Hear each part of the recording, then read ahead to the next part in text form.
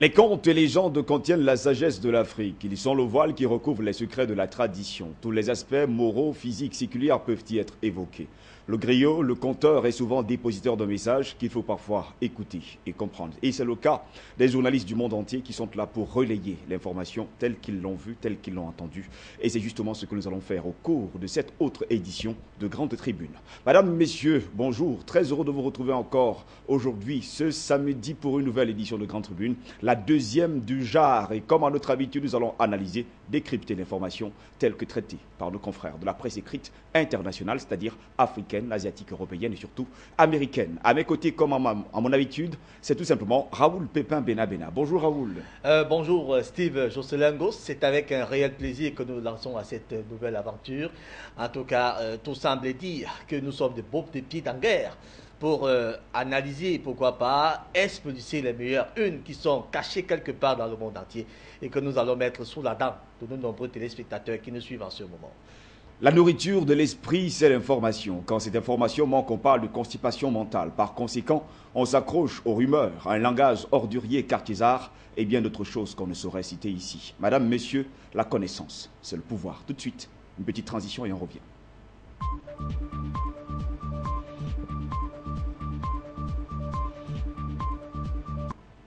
Puisque nous sommes sur le continent noir, nous faisons un tour déjà du côté de l'Afrique du Nord avec le quotidien El Watan qui nous parlait du 4e mandat du président de la République Abdelaziz Bouteflika. Il a osé s'exclamer déjà El Watan au cours de cette semaine. Le journal n'en revenait pas et surtout cherchait à comprendre la décision d'Abdelaziz Bouteflika.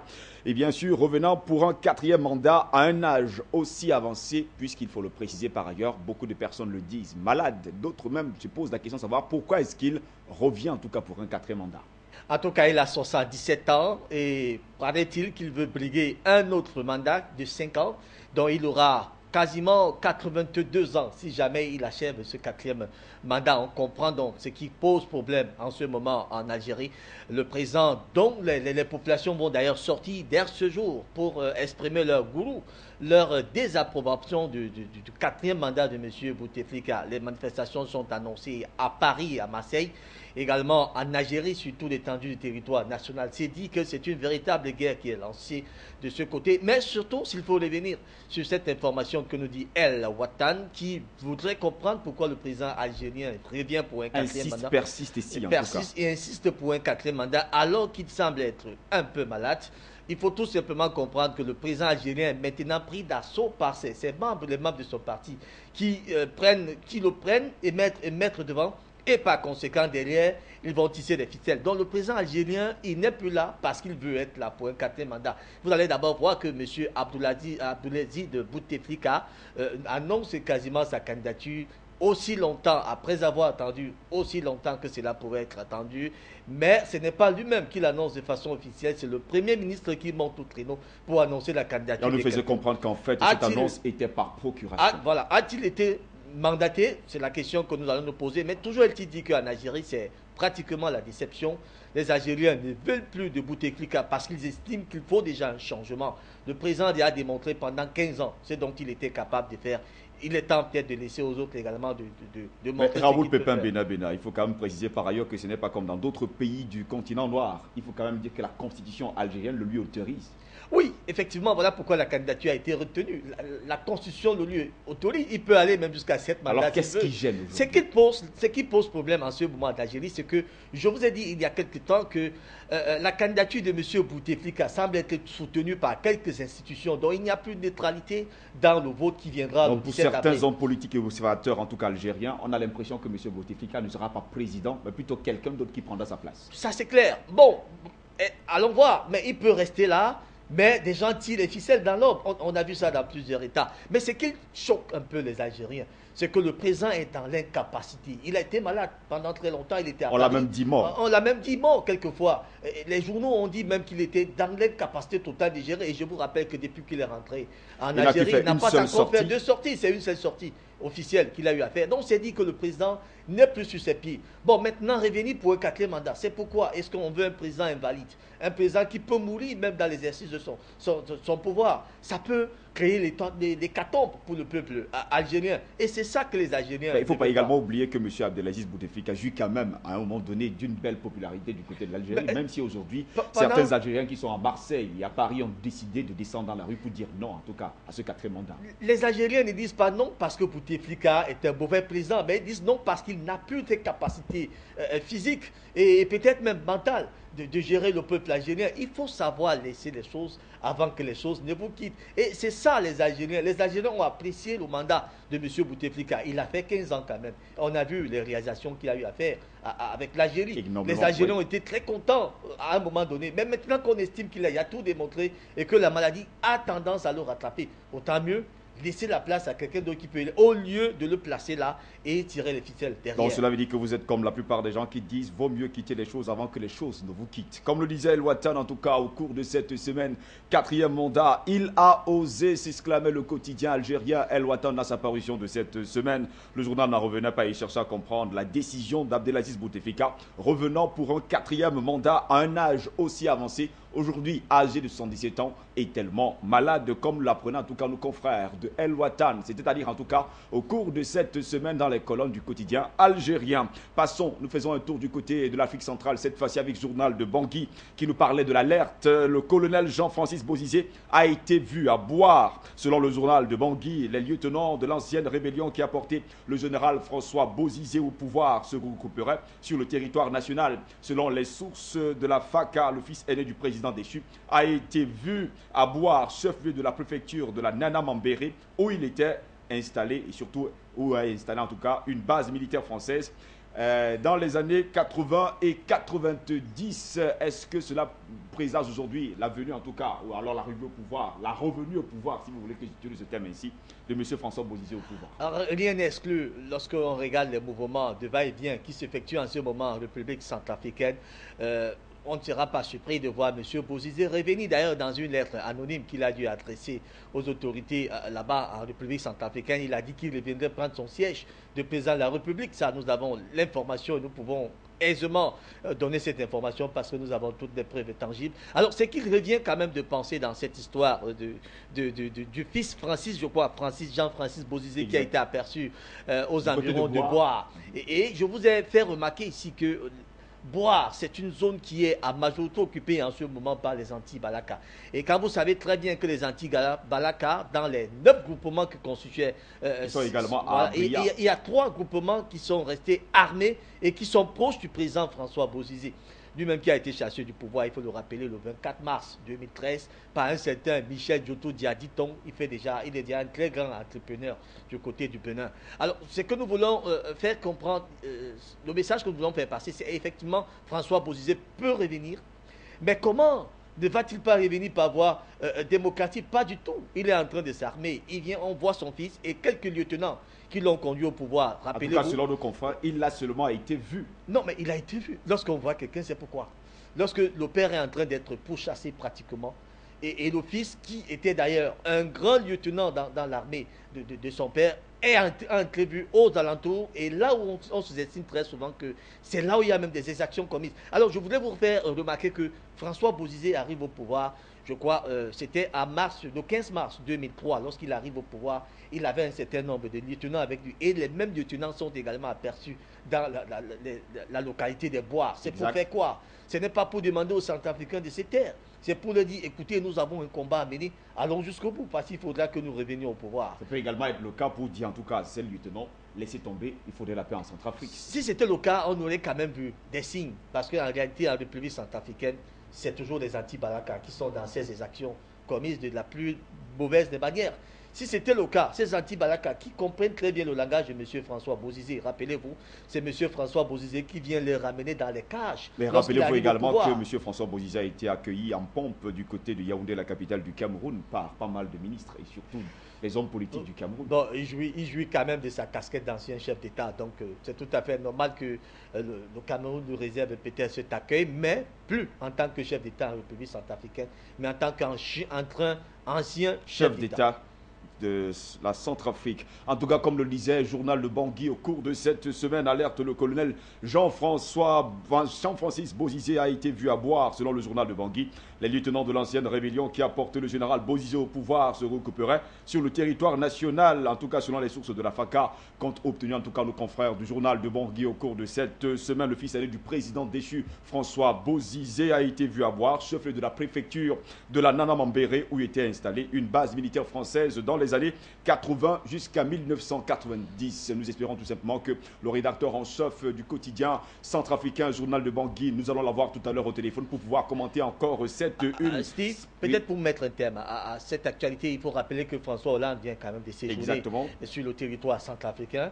D'après lui, il est allé donner un coup de pouce à l'armée française qui est en ce moment sur les bons pieds, parce qu'il faut voir que l'opération Sangali semble être dans des bonnes mœurs, parce que, dit-on, ils ont réussi à ramener un accalmie à Bangui, malgré le fait qu'il y a encore quelques exactions. La circulation est revenue tout au bon niveau, et puis la sécurité vient paisiblement. En tout cas, selon nos informations, le président français François Hollande a fixé vendredi, c'est-à-dire hier, comme impératif la moindre tentation de partition de la Centrafrique lors d'une visite à Bangui, où il a salué l'action des soldats français qui, pour lui, ont sauvé des milliers de vies du côté de la Centrafrique. Il y a encore moins 2,5 millions de Centrafricains qui meurent de famine tous les jours. Je crois qu'il faut trouver une solution pour cela. Nous espérons en tout cas voir le rédacteur en chef du journal de Bangui dans les toutes prochaines minutes. Nous allons faire un petit tour du côté du Burkina Faso, le pays des hommes intègres, avec le quotidien Le Pays qui nous parlait de la situation nationale.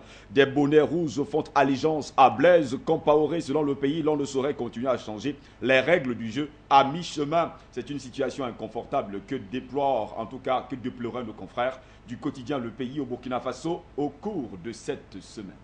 C'est vrai que le journal relève quand même ce désamour qui existe entre le président Blaise Compaoré et son peuple.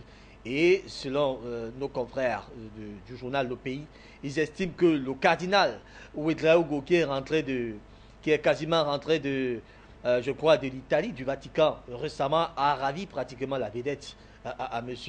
Compaoré, parce qu'il a été accueilli en triomphe à Ouagadougou. Lorsqu'il est arrivé à l'aéroport, il fallait voir les foules qu'il aura accueilli. Et pratiquement, c'est le seul qui demeure comme cardinal dans ce pays, parce que l'ex-cardinal était décédé il y a quelques mois. Donc, le pays a estimé que ces gens-là, celui-là était en train de faire ombrage à M. Compaoré, qui, donc, la popularité ne faisait que baisser davantage au Burkina Faso. Mais ce qu'il faut relever quand même, c'est, compte tenu quand même de cette situation politique qui semble être problématique en ce moment au Burkina Faso, il convient quand même de relever que c'est aussi le Vatou de ce cardinal qui rentre et qui devrait jouer un rôle très important tout au moins dans la remise sur pied de l'ordre institutionnel, même si on sait très souvent que l'Église catholique parfois joue le jeu du politique. En tout cas, comme le disait le quotidien Le Pays, les bonnets rouges ont fait allégeance à Blaise Compaoré, le président du Faso. Selon Le Pays, l'on ne saurait continuer à changer les règles du jeu à mi-chemin. En tout cas, pour l'instant, les Burkinabés se posent mais la question de savoir si Blaise Compaoré va changer l'article 37 qui ne lui permet plus de se représenter comme président de la République, en tout cas comme candidat à la prochaine présidentielle qui va se dérouler dans les tout prochains mois. Alors, est-ce que vraiment il est prêt à changer l'article 37 ? Tel qu'on voit le déroulement des choses, avec ce soutien de 550 chefs traditionnels et chefs coutumiers qui ont annoncé leur soutien au président Blaise Compaoré, c'est pour dire, monsieur le président, allez-y de l'avant, nous sommes derrière vous. Donc, il y a de fortes chances que si la classe sociale burkinabé essaye de baisser les bras, le président Blaise Compaoré va absolument atteindre ce objectif, c'est-à-dire revoir la Constitution et revenir pour un autre mandat. En tout cas, ce que les Burkinabés n'attendent pas surtout de lui, c'est une situation inconfortable que déplorent en tout cas les confrères du quotidien Le Pays au cours de cette semaine. Nous espérons tout simplement avoir tout à l'heure le rédacteur en chef ou le directeur de publication du quotidien Le Pays, bien sûr, dans cette grande tribune. À Niamey, un autre journal nous parlait de 36,3 milliards de francs CFA, c'était le montant que vient d'accorder la Chine au Niger. À Niamey révélait qu'il s'agit d'un prêt qui servira à la construction des lignes électriques, ce qui marque davantage la présence de la République populaire de Chine dans le continent africain, poursuivaient d'ailleurs nos confrères dans les colonnes de Niamey. Les Chinois ont résolument vu le continent africain comme étant un continent à explorer. Et les Chinois essayent d'explorer ce continent de la plus belle manière. Vous voyez, vous ne pouvez plus arriver dans un pays sans toutefois retrouver les Chinois et leurs belles œuvres d'action. Et voilà donc le Niger qui bénéficie également de cette manne. Il n'y a pas seulement en Afrique que les Chinois aujourd'hui ont pris enfin d'assaut. Oui, mais vous savez, les Chinois sont... Ils sont en France, ils sont un peu partout en Europe. Les Chinois sont aujourd'hui comme la première économie mondiale.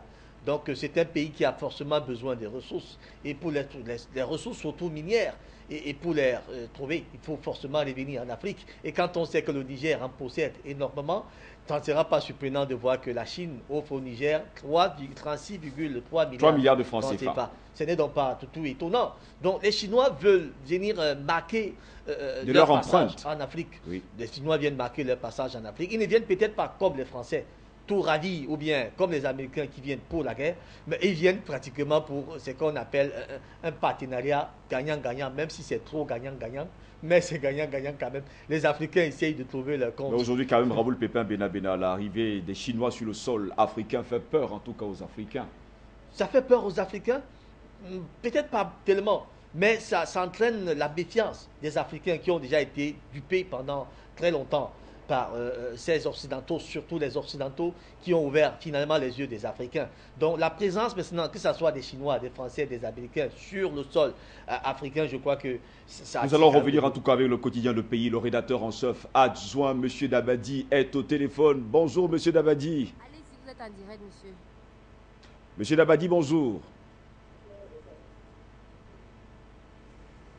Nous avons encore quelques petits problèmes de connexion. Nous espérons en tout cas voir M. Dabadi dans les quelques secondes qui vont suivre. On nous a dit tout à l'heure qu'il était en ligne pour pouvoir commenter le quotidien Le Pays, journal burkinabé. Nous parlions bien sûr de la Chine qui est sur le sol africain. Mais alors, il faut dire que un certain nombre de chefs coutumiers ont réaffirmé leur soutien au président Blaise Compaoré lors d'une audience qu'ils ont accordé au secrétariat exécutif national du Congrès pour la démocratie et le progrès, le CDP, c'est-à-dire le parti majoritaire.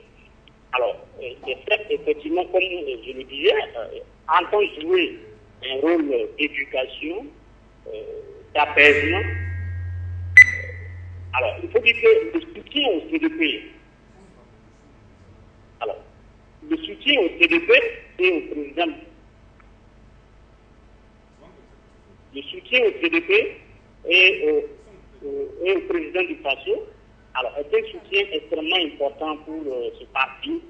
Alors, parce que depuis la démission d'un des chefs coutumiers, en l'occurrence de l'armée Naba, alors, un certain nombre de chefs se sont effectivement rangés du côté de ce dernier, alors, pour promouvoir les valeurs d'un nouveau parti d'opposition qui vient d'être créé, le MPP, le mouvement de peuple pour le progrès.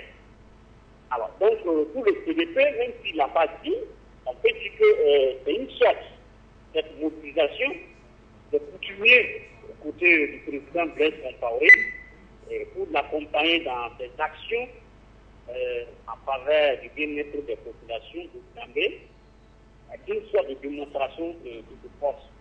Alors, mais il faut dire aussi qu'au cours de cette rencontre, les chefs ont demandé surtout aux protagonistes de l'appui, c'est-à-dire l'opposition, la majorité, de mettre l'intérêt supérieur dessus des intérêts partisans.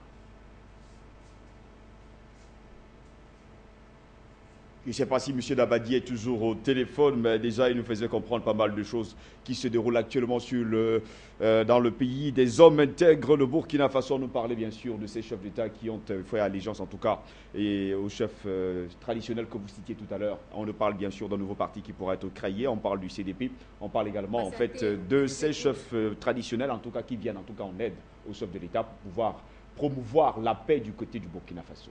C'est vrai que la médiation qui est venue en ce moment semble être calée dans un dilemme qui semble être très sérieux parce que le président Blaise Compaoré jusqu'à présent n'a encore rien dit, il observe et quelque peu on ne sait pas exactement à quoi il pense. Monsieur Dabadi, moi j'ai une question pour vous. Vous le disiez encore au cours de cette semaine, dans votre une que nous avons choisie pour cette semaine. Des bonnets rouges font allégeance à Blaise Compaoré. Est-ce pour l'encourager à rester chef de l'État du Burkina Faso? Est-ce tout simplement pour dire qu'en fait, On a besoin aujourd'hui que les archevêques, les évêques, les cardinaux puissent prier pour que le Burkina Faso soit un pays, en tout cas dans la paix, et qu'il vive dans la paix.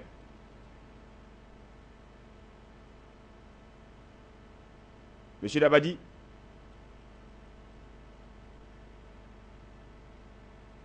Je crois que M. Dabadi est toujours là, mais nous avons un petit problème de connexion. On espère oui, justement, il faut dire que l'engagement de ces chefs, c'est pour qu'effectivement, bon, même s'ils ne l'ont pas dit, mais naturellement, c'est pour que le président reste au pouvoir.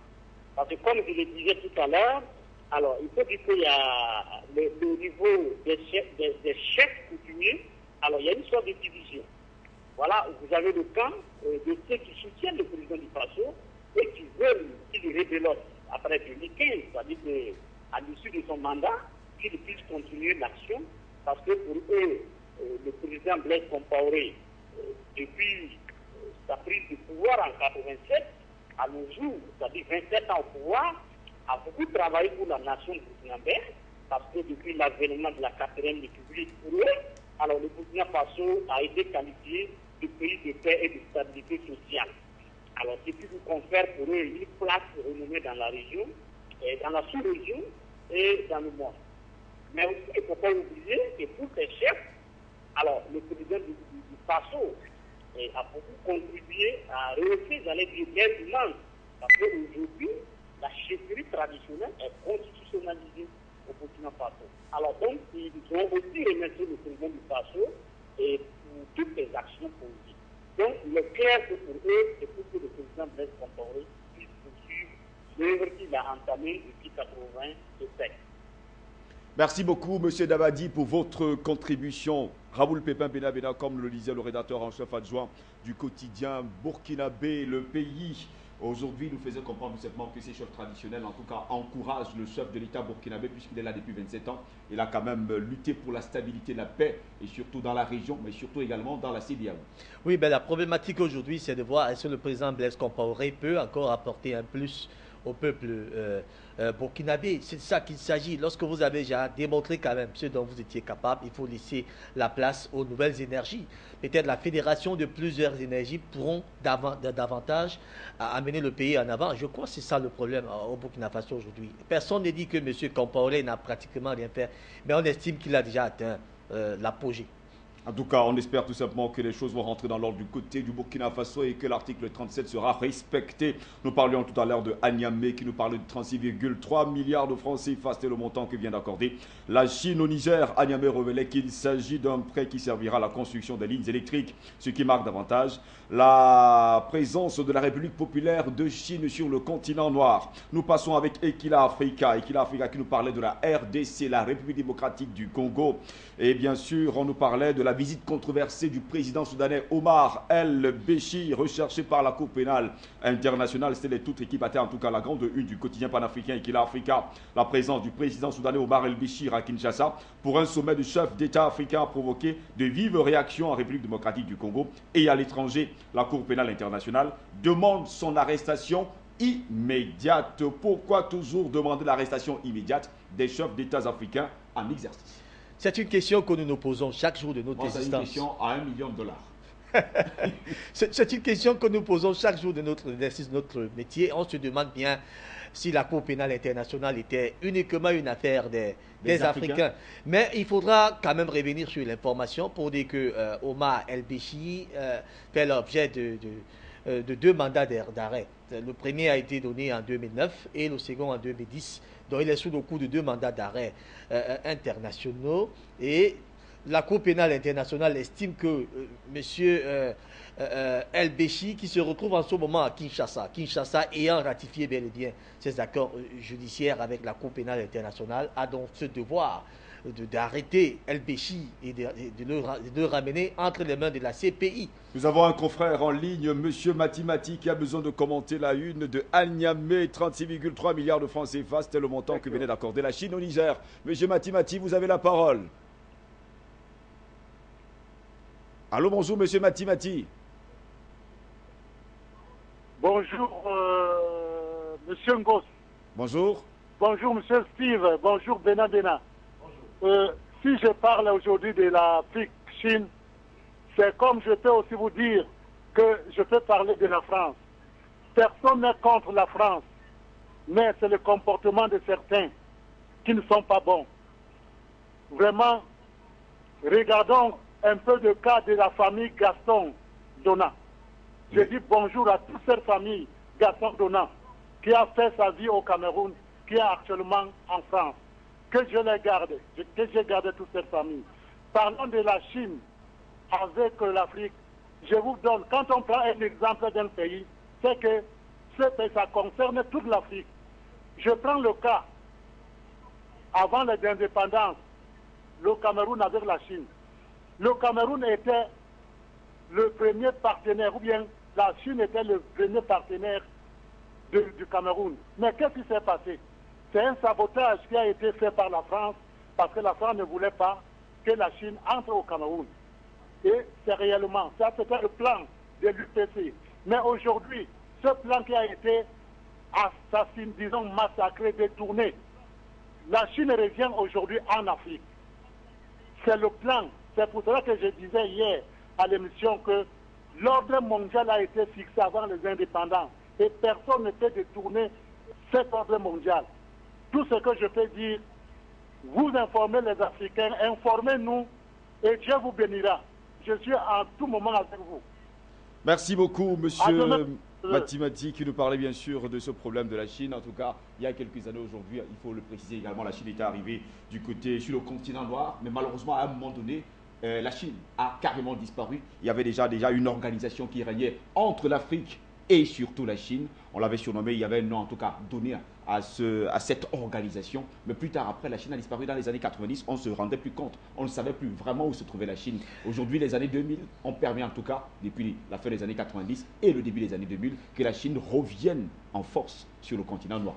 Cela s'explique clairement. Les Chinois n'étaient pas encore cette force qui est aujourd'hui, dont on connaît très bien. La Chine, arrivée aux années 80-90 en Afrique, venait peut-être un explorateur, un observateur. Je pense que cette organisation avait été créée dans les années 1954. D'accord.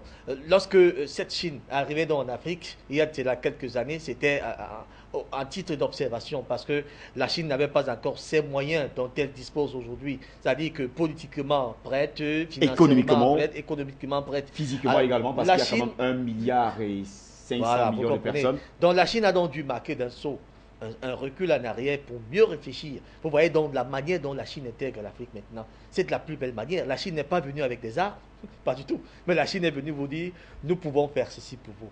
Parce que nous pensons que c'est important que vous ayez ça. En retour, donnez-nous ceci. C'est un partenariat gagnant-gagnant. Et les Africains ne se plaignent pas trop. Alors, déjà, ce que nous disait notre confrère tout à l'heure, M. Matimati, qui nous faisait comprendre en fait qu'il y avait quand même eu un sérieux problème entre la Chine et la France. En fait, la France n'a jamais voulu de la présence chinoise sur le continent noir. Ça ne devrait surprendre personne. C'est ça exactement la France. Pour ceux qui ne savent pas ce que c'est, la France ne peut pas permettre d'ailleurs que quelqu'un d'autre vienne sur son territoire. Regardez les pays qui tournent autour des Africains. Regardez comment la France les regarde. Ce n'est pas avec un bon oeil. On a vu le cas en tout cas avec la République centrafricaine il y a quelques heures. Voilà, c'est une espèce de guerre froide qui va régner à éternel. Mais ce qui est sûr, c'est que les Africains savent déjà qu'ils ont leur destin. Nous étions en tout cas avec la une de Killa Africa qui nous parlait de Omar El-Béchi qui est recherché par la Cour pénale internationale. On se posait bien la question de savoir pourquoi est-ce que ce n'est que les présidents, les chefs d'État africains en exercice que calcule en tout cas la Cour pénale internationale. C'est vrai qu'on aime trop à dire qu'en Afrique, les gens sont un peu sauvages. Je ne pense pas. C'est la Cour pénale internationale. Et vous vous rappelez qu'au Kenya, en Éthiopie, je voudrais dire, les chefs d'État avaient voulu prendre une décision, celle de sortie de la Cour pénale internationale, exact, parce qu'ils avaient estimé que c'était une machine qui était derrière eux. À chaque moment, on ne pouvait que parler des chefs d'État africains. Il y a le Kenya même qui n'est pas épargné de cette situation. Il y a le Soudan depuis fort longtemps. On a comme impression que cette Cour pénale internationale, effectivement, est sous le dos des Africains. Mais remarquez quand même que, au-delà de ce qu'on peut penser, la Cour pénale internationale reste encore dans son droit.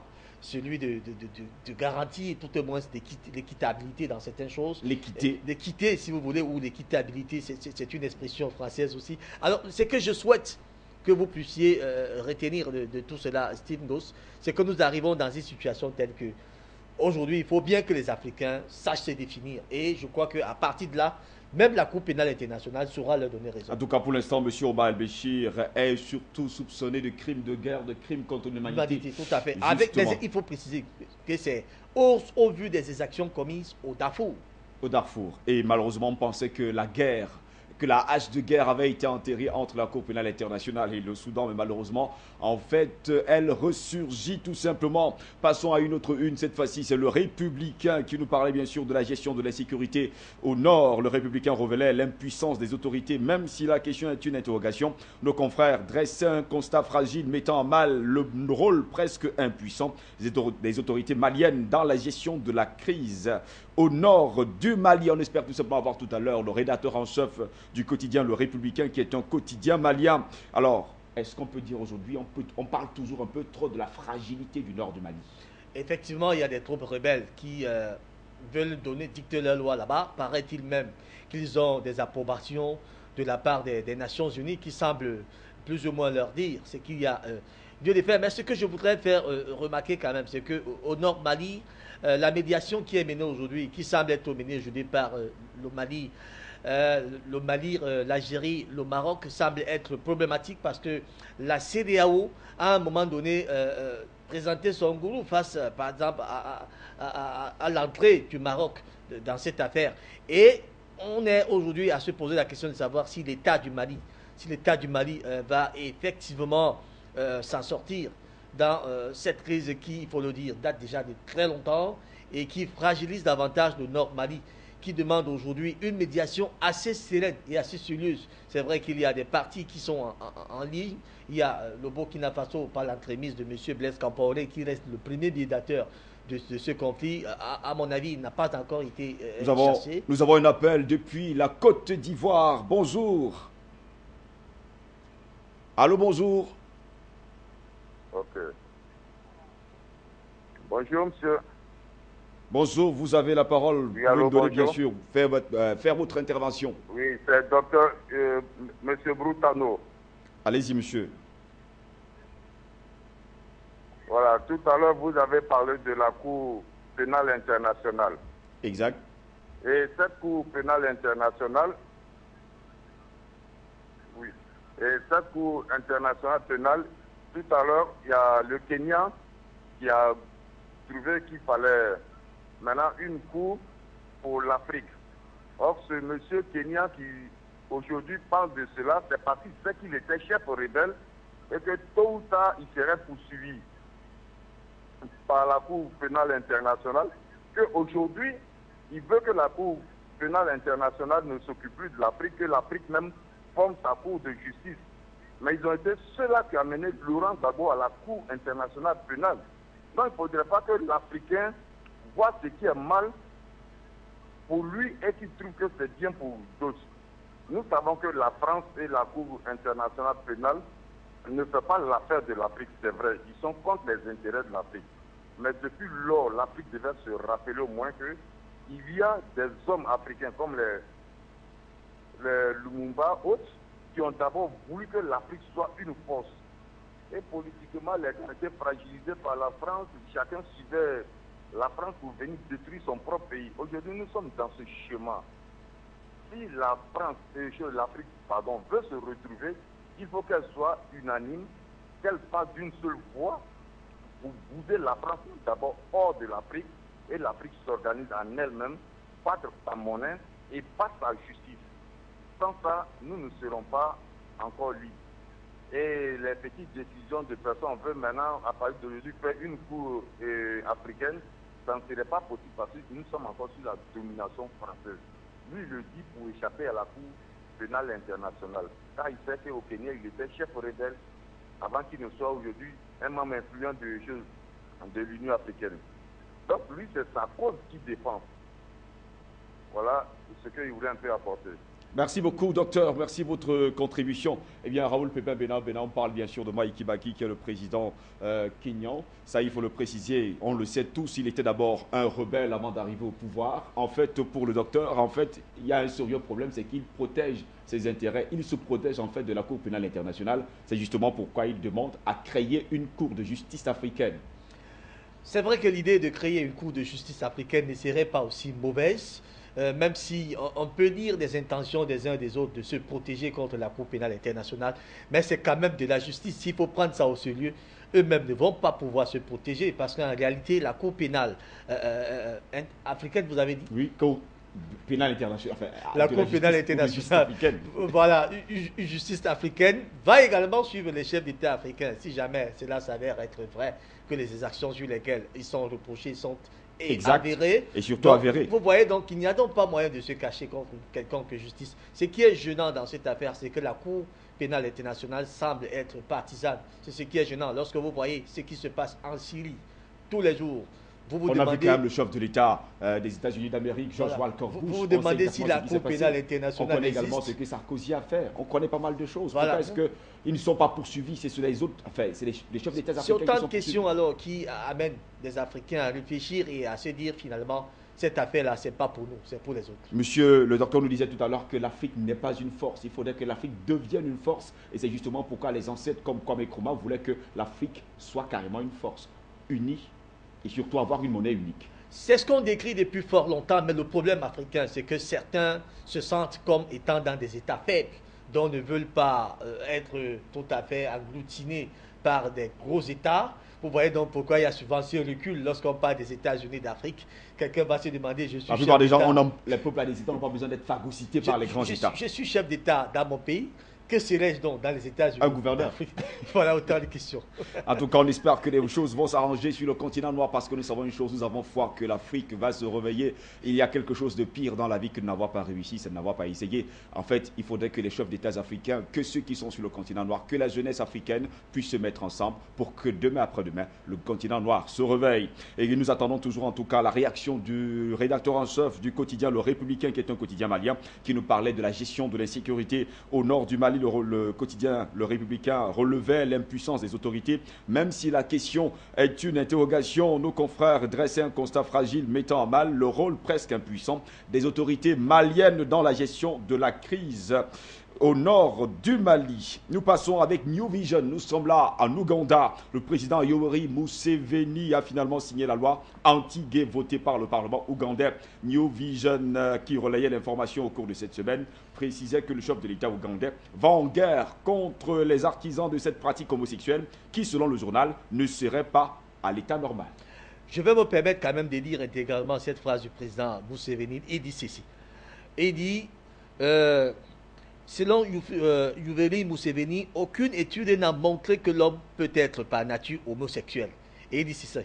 Il y a des mercenaires qui recrutent des jeunes pour se faire de l'argent. Et il dit encore ceci. Je n'ai pas réussi à comprendre que vous pouvez ne pas être attiré par toutes ces belles femmes et être attiré par un homme. Il dit qu'il n'a pas réussi à comprendre. C'est ce que nous aussi nous ne réussissons pas à comprendre. Donc, cette loi anti-gay qui est aujourd'hui combattue par les Américains, l'Union européenne, toute la communauté internationale, y compris même certains États africains. Je vous rappelle que l'Afrique du Sud est le premier État africain à légaliser le mariage homosexuel. On a vu des hommes se marier en Afrique du Sud. Ça a été un scandale pour les Africains qui ne savent ni les rites de ces choses-là, ni les coutumes, parce que l'homme africain sait que la meilleure des choses, c'est la femme qui est en face de vous et non l'homme. Alors, il faut revenir sur cette information du président Museveni. Il a dit qu'il hésitait de signer parce qu'il n'avait pas encore bien compris. Il a atteint un certain nombre, il a eu un certain nombre d'informations par le canal des techniciens, les médecins, qui lui ont démontré qu'on ne peut pas naître homosexuel. Donc, c'est des gens qui sont un peu malades. D'après lui, ils ont quelque chose qui ne tourne pas rond dans leur tête. Et c'est clair, et il a dit, carrément, ils ne seraient pas à l'état normal. Il y a une information que nous avons eue ce matin déjà, en parlant des lois anti-homosexuelles. La Banque mondiale est inquiète aujourd'hui pour ses employés. La Banque mondiale a exprimé son inquiétude pour la sécurité de ses employés travaillant dans les pays réprimant, selon cette Banque mondiale, l'homosexualité. En fait, ça, c'est une information que nous avons eue très tôt ce matin. C'est ce que la Banque mondiale... Est-ce que la Banque mondiale est aujourd'hui en train de se trahir en disant que la plupart de ses employés sont des homosexuels? Même si la Banque mondiale ne le disait pas, on a la certitude que c'est le cas. Parce que, voyez-vous, l'homosexualité a pratiquement pénétré tous les sphères du monde. La Banque mondiale savait être un organisme assez puissant, d'où l'homosexualité est tellement implanté dans cette affaire. Donc, et regardez un peu dans la décision de monsieur, la signature de cette loi de monsieur Youveneni qui dit qu'il faut aller en guerre contre les homosexuels. Il faut même dénoncer. C'est-à-dire, si quelqu'un vous donne l'impression d'être un peu dans ces pratiques, dénoncer immédiatement et il fera l'objet. Mais nous avons également vu Raoul Pépin Bena au cours de cette semaine, le quotidien ougandais Red Pepper nous faisait comprendre qu'il y a 200 personnalités ougandaises qui sont homosexuelles et il faudrait que M. Yoweri Museveni balaie devant sa propre porte. Oui, mais vous savez, il faut faire très attention parce que de telles lois peuvent entraîner des règlements de compte. Il y a des gens qui peuvent maintenant... Red Pepper a donné les noms de ces personnalités. Oui, mais écoutez, ça peut être des règlements de compte. Vous savez, lorsqu'une loi est signée, on ne peut pas... Ce n'est pas le fait qu'on vous dise que vous êtes homosexuel qu'il faut absolument vous prendre. Il y a quand même des indices qui démontre clairement que ce monsieur est dans ses pratiques. Nous avons un appel depuis le Cameroun, précisément.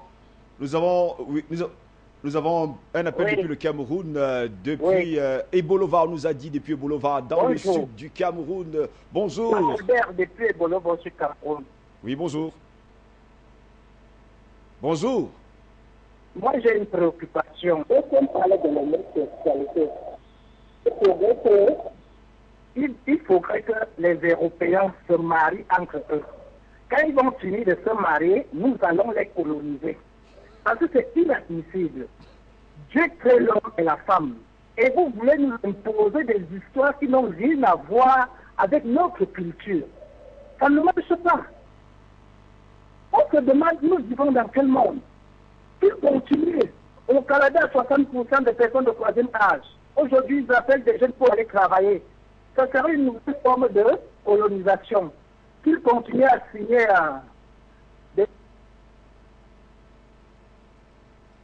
D'accord, on avait là un appel directement qui nous venait droit du Cameroun, en Afrique centrale, précisément dans le sud du Cameroun. On nous a dit Ayebolova. Bien sûr, cet homme nous précisait par ailleurs qu'il faudrait que les Occidentaux se marient tous entre eux. Et après, on saura, mais qu'ils ne viennent pas en tout cas exiger des Africains qu'ils se marient hommes entre hommes et femmes entre femmes. Et surtout, nous ne voudrions pas qu'ils viennent adopter les enfants en Afrique. Parce que dites-moi comment deux hommes vont donner un enfant.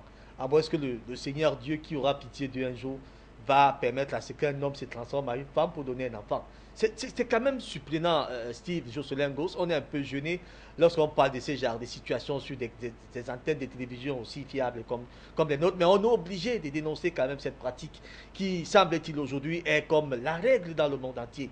Alors, si un chef d'État prend la décision d'interdire une pratique qui est animale dans son territoire, l'Union européenne décide subitement de ne plus vous donner de l'aide. Les États-Unis décident de rompre les relations avec vous. Et même l'Afrique du Sud vous prend déjà... Nous avons un appel depuis la Côte d'Ivoire. Nous allons revenir en tout cas avec la une de New Vision et surtout de Red Pepper. Depuis la Côte d'Ivoire, nous avons un confrère en ligne. Bonjour. Allô, bonjour. Moi, c'est Ouattara Ousseni, j'appelle la Côte d'Ivoire. Ouattara Ousseni, bonjour. C'est pour dire que la télévision Afrique Média a aujourd'hui damé le pion à la quasi-totalité des chaînes étrangères. Nous sommes enseignants et ici c'est le 134, le 134, on appelle ça, c'est là le 134 et c'est la chaîne véritablement la plus écoutée. Vraiment, nous tenons à vous dire merci. Pour le moment, vous êtes les meilleurs. Notre inquiétude est est-ce que vous pourrez résister encore longtemps? Parce que souvent, on a des chaînes, on les aime au début, et puis la pression faisant, ces chaînes-là, finalement, deviennent des chaînes quelconques. Mais en tout cas, nous vous encourageons, vous êtes les meilleurs pour le moment. Et personnellement, en ce qui concerne les Ivoiriens, nous souhaiterions beaucoup les éditions spéciales au niveau de la Côte d'Ivoire. Parce que c'est la chaîne que nous suivons, quasiment. Vous êtes les meilleurs, en tout cas, bravo, bravo et bravo. Merci beaucoup, monsieur Ousseni. Nous appelait bien sûr de la Côte d'Ivoire. En tout cas, son problème était de continuer à nous encourager dans le travail que nous abattons tous les jours et que, bien sûr, nous ne soyons pas, en tout cas, à un moment donné distraits ou alors à un moment donné... Vous savez, nous avons juré, nous avons juré devant Dieu et devant les êtres humains que nous allons faire notre travail et uniquement notre travail, dont nous n'entendons pas baisser les bras.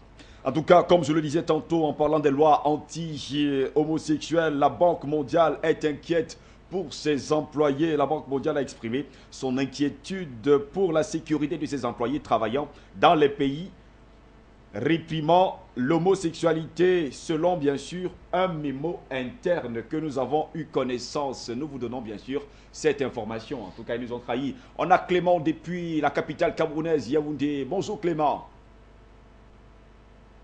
Clément, vous avez l'antenne. Bonjour. Bonjour. Ok, bon, moi je voulais intervenir. Moi je pense qu'en réalité le président Museveni a raison. Et puis tous les autres présidents africains devraient prendre cet exemple, notamment en Afrique centrale, pour essayer d'éradiquer ce mal-là. Parce que c'est un mal pour la famille, c'est un mal pour la nation africaine. Nous n'allons jamais nous plier aux exigences des Européens parce que là, ça c'est une abomination totale. Clément, vous savez déjà que le chef de l'État camerounais Paul Biya réprime également l'homosexualité. Clément. Effectivement. Donc, ça, c'est bien salutaire. Il faudrait que tous les autres essayent de suivre, d'emboîter le pas. Sur ces tables-là. Merci beaucoup pour votre contribution, Clément. Vous avez parlé tout à l'heure du chef d'État camerounais comme réprimandant également l'homosexualité, mais n'oubliez pas sa dernière sortie en France, lorsqu'il disait qu'on attend l'évolution des choses. Et il peut arriver un jour que les choses changent, mais pour le moment, l'article 65 bis de la Constitution de ce pays réprime l'homosexualité. Mais je vous rappelle les pressions qui sont également sur l'État camerounais, notamment avec le consulat de la Grande-Bretagne, il y a cela 4 ou 7 ans exactement. 7 ans exactement, ce consul avait écrit une lettre ouverte au ministère des Relations extérieures demandant à dépénaliser l'homosexualité. Oui, nous le savons déjà. Nous savons également que depuis un certain temps déjà, la France a toujours voulu dépénaliser en tout cas cette loi de la Constitution camerounaise. En tout cas, selon ce que nous rapportait New Vision au cours de cette semaine, le président Yoweri Museveni a finalement signé la loi anti-gay votée par le Parlement ougandais. New Vision qui relaie l'information cette semaine précisant que le chef de l'État ougandais va en guerre contre les artisans de cette pratique homosexuelle qui, selon le journal, ne serait pas à l'état normal. Nous avons un appel depuis le Burkina Faso, le pays des hommes intègres. Bonjour. Bonjour. Vous avez l'antenne. Oui, bonjour, monsieur. Oui, vous nous appelez depuis le Burkina Faso, Okay, depuis Ouagadougou. Je vous appelle depuis le Burkina Faso. Allons-y, je vous donne l'antenne. Ok. Bon, pour ce qui est de l'homosexualité, sincèrement, moi, je trouve que c'est une abomination. Puisque je me dis que les États-Unis, qui est une grande nation, composée de plus de 50 et poussières États, au sein de lui-même, a au moins des lois qui ne sont pas appliquées dans divers États. Voilà, il y a des lois différentes au sein des États-Unis lui-même. Donc je pense que à travers cela, les États-Unis ne doivent pas nous imposer l'homosexualité. Cela ne fait pas partie de notre culture. Ça, c'est carrément nous déculturer. Voilà, merci. Merci beaucoup pour votre contribution. Comme le disait bien sûr cet homme qui nous appelait tout droit du Burkina Faso, précisément à Ouagadougou, la capitale. Et bien sûr, il faut toujours ne pas accepter l'homosexualité, puisqu'en tout cas, pour plusieurs Africains, en tout cas la majorité des Africains, 99% de tout cas des Africains, l'homosexualité est une abomination. Nous passons à une autre une, cette fois-ci avec l'enquêteur. Nous espérons tout simplement voir le rédacteur en chef de l'enquêteur. Nous avons eu quelques petits problèmes avec sa une ce samedi.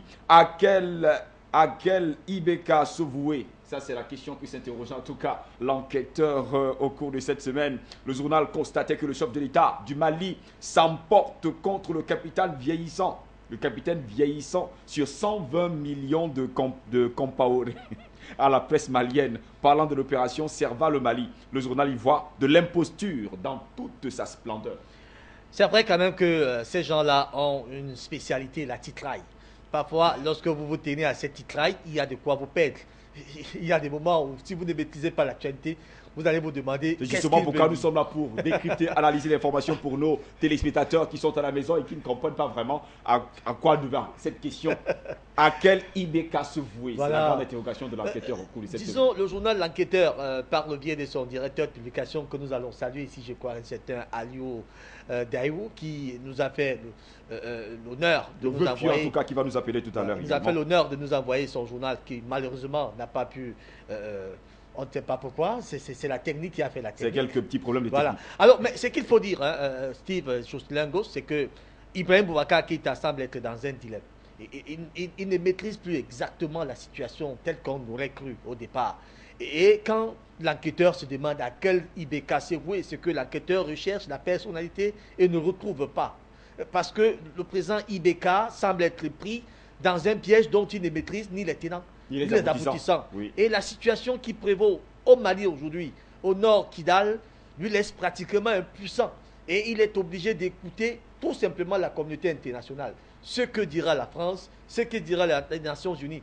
Dans l'applicabilité de ce conflit, il va tout simplement marcher. C'est ce que ça veut dire, cette interrogation. Mais nous pensons que l'enquêteur avait encore d'autres informations derrière. C'est pour ça qu'il était bon que le directeur de publication lui-même commente ça.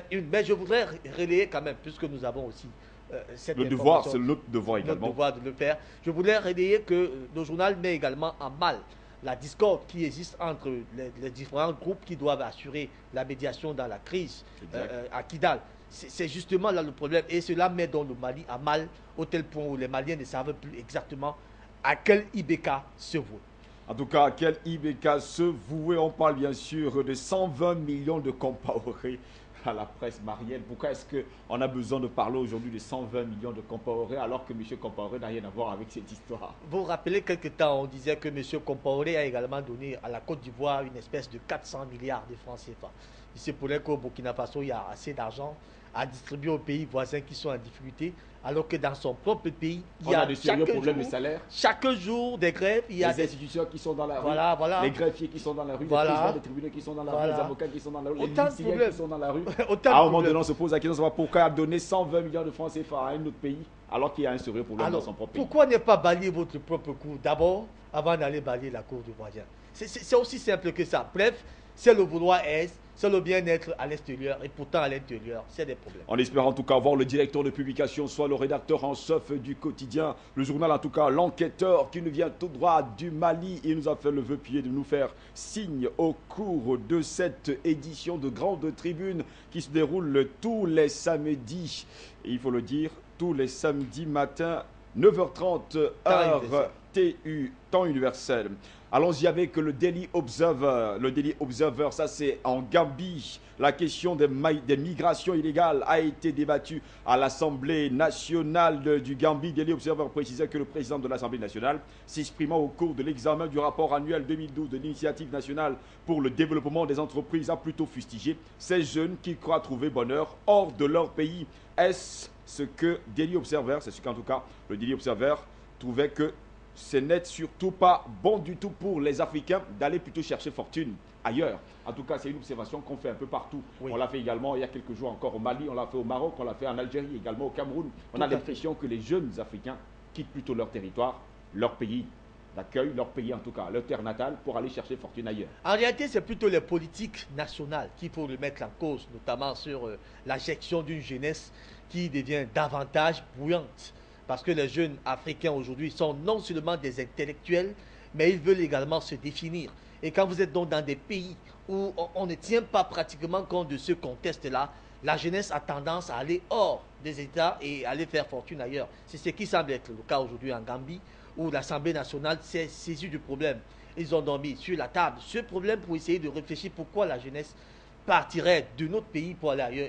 Et je vais vous donner quelques chiffres. Si vous allez pratiquement en Allemagne, vous allez voir que le nombre de médecins allemands étrangers qui travaillent en Allemagne, c'est pratiquement 4 des Africains. Et j'ai dit, je prends un pays comme le Cameroun, le nombre de médecins qui travaillent en ce moment en Allemagne, qui sont camerounais, c'est 4 fois le nombre qu'on retrouve ici au Cameroun, qu'on retrouve au Cameroun. Dans les hôpitaux en tout cas camerounais. Donc c'est un problème.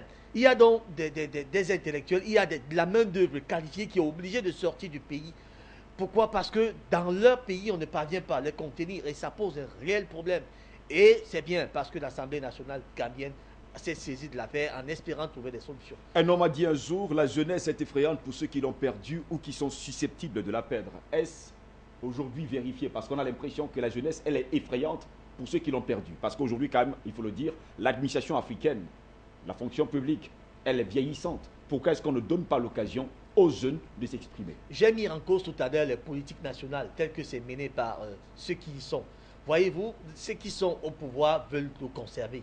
Ça, ils veulent vraiment conserver leur pouvoir. Et chacun, arrivé à un poste précis, veut également conserver ce poste. C'est pour ça que vous allez constater que certains changent les actes pratiquement tous les 5 ans. C'est-à-dire que vous voyez... Les actes de naissance, ça il faut le dire. Oui, tous les 5 ans. Vous allez voir quelqu'un qui a 70 ans, mais sur l'acte qu'il a là, on dit qu'il a 40 ans. Donc il a encore pratiquement 20 ans. 20 ans de travail 25 encore. ans de travail. Et là, à un moment donné, qu'est-ce qui se passe? Le jeune qui aujourd'hui a 20 ans vient d'avoir son baccalauréat. À 20 ans, il est entré à l'université. À 22 ans, il veut travailler. On lui dit qu'un monsieur qui devait en principe avoir 60 ans, a aujourd'hui 40 ans et est assis sur le siège dont il devrait s'asseoir. Donc ce n'est pas bon, ce n'est pas bien. Ils sont nombreux en tout cas, qui sont jeunes, qui sont des docteurs, voilà, qui sont en tout cas bien lotis dans leur tête, mais qui n'ont pas de travail justement parce qu'il y a des vieilles personnes qui sont encore assis. Et il y a également cette faiblesse des États africains à rechercher des politiques d'emploi. Vous voyez, parce que si vous êtes dans des États où il n'y a pas une dynamique de force au niveau de l'économie, c'est-à-dire que vous n'avez aucune base sur laquelle vous pouvez vous appuyer, notamment l'agriculture et bien d'autres choses, vous ne pouvez par conséquent pas créer des emplois. Et cette jeunesse ne peut qu'être vouée au chômage. Mais on a souvent l'impression que ces gens-là oublient souvent leur avenir. L'avenir, c'est également la retraite. On a souvent envie d'aller se reposer, de caresser ses petits-enfants. Malheureusement, les gens ont peur de la retraite. Vous savez pourquoi? Parce que lorsque vous avez 40 ans, vous n'êtes pas encore employé. On vient vous employer à 45 ans, vous n'avez que 10 ou 15 ans. En 15 ans, vous ne pouvez pas faire une retraite. À un moment donné, vous êtes obligé de réduire votre âge pour pouvoir avoir un autre âge. C'est ce que vous voulez me faire comprendre.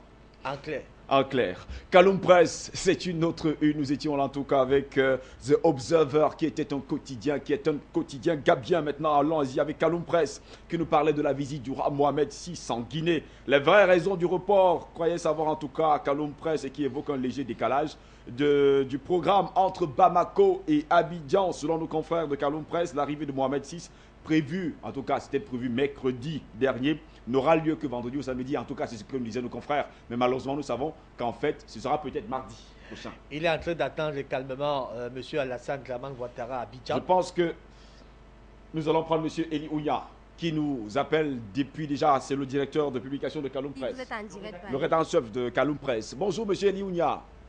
Bonjour, chers confrères.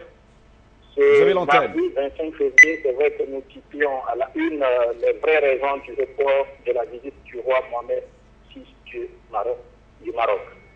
Alors, cette visite est très attendue en Guinée ici, dans la mesure où il est prévu la signature d'une dizaine d'accords entre le Maroc et la Guinée.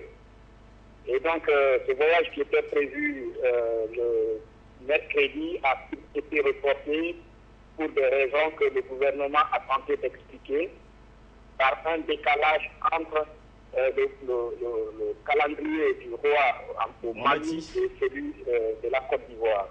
Le ministre de la coopération internationale, Dr Moustapha Sano, est contenté de dire que ce report de la visite qui était prévu donc le mercredi était dû au retard dans le programme du roi entre le Mali et la Côte d'Ivoire. Et donc, ce qui a pu jouer sur son déplacement à Conakry. Alors, cette explication du ministre était due à plusieurs informations qui circulaient déjà à Conakry, selon lesquelles Conakry n'était pas tout à fait prête à recevoir le souverain chérifien. Donc, c'est dans ces conditions que le ministre avait fait cette déclaration. Mais il faut déjà dire que Conakry est tout à fait prête aujourd'hui. Les grandes affaires sont déjà propres. Les autorités guinéennes s'attendent à ce que cette visite ait des retombées sur l'économie guinéenne. Monsieur Eli Ouya, on a aujourd'hui, comme vous le dites, l'impression que les Guinéens attendent avec impatience le roi chérifien Mohamed VI, ce qui va arriver, en tout cas on espère, la semaine prochaine sur le sol guinéen. Il est avec lui, il marche avec lui. 100 hommes d'affaires, c'est justement pour des affinités économiques, n'est-ce pas?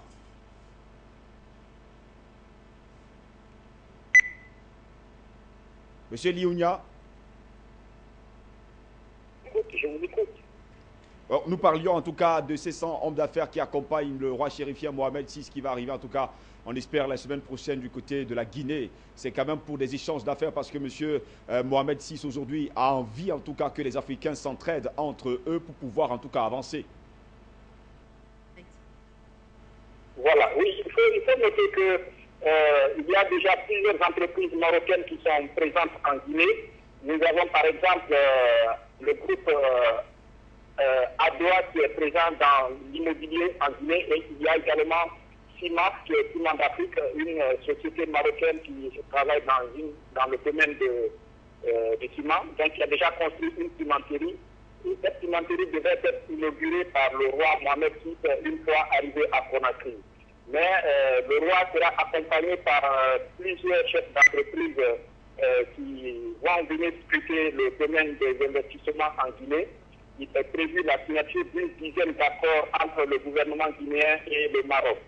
À titre d'exemple, le gouvernement guinéen annonce déjà la signature d'un accord entre la Sogitani qui est la société guinéenne du patrimoine minier, et l'Office national des hydrocarbures et des mines du Maroc. Donc il est prévu plusieurs accords entre les deux pays, et c'est là que l'intérêt pour les autorités guinéennes naît.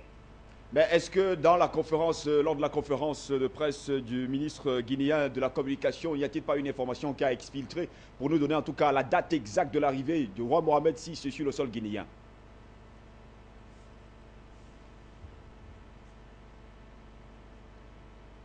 Monsieur Liounia, lors de la conférence de presse du ministre guinéen de la communication, n'y a-t-il pas une information qui a exfiltré pour nous donner la date exacte de l'arrivée de Mohamed VI sur le sol guinéen?